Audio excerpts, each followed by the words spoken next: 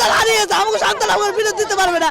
আমরা তার বিচার চাই, বিচার চাই। ধর্ষণের পর হত্যার অভিযোগে ভাটারা থানায় আটক সৌরভের বিচার দাবিতে শুক্রবার সকাল থেকে বিক্ষোভ করে এলাকাবাসী।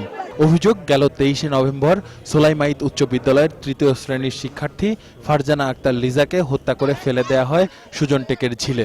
শিশু হত্যাকারীর যে বিচার সেটাই আসলে আমরা চাই এবং এই আন্দোলনকে এই এলাকার এই ভাটারাবাসী এই আন্দোলনকে আসলে অবশ্যই দিনের পর দিন টেনে নিয়ে যাবে যতক্ষণ পর্যন্ত এই বাচ্চাটার এই হত্যাকারীর সুষ্ঠু বিচার না হয়।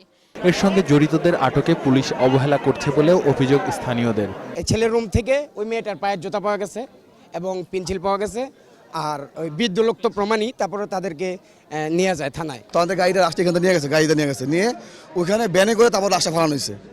আর যে জায়গায় ফালানো হয়েছে ওই জায়গায় দাঁড়াকার বাড়ি আসছিল, ওই জায়গায় সিসি ক্যামেরা লাগানো ছিল।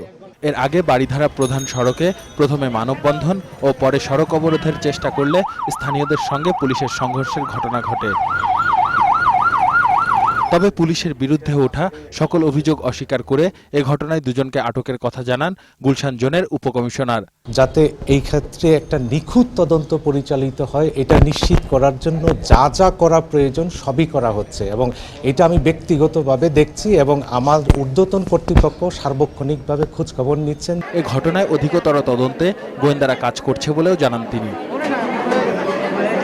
আসিফ সুমিত, 21 টেলিভিশন, ঢাকা।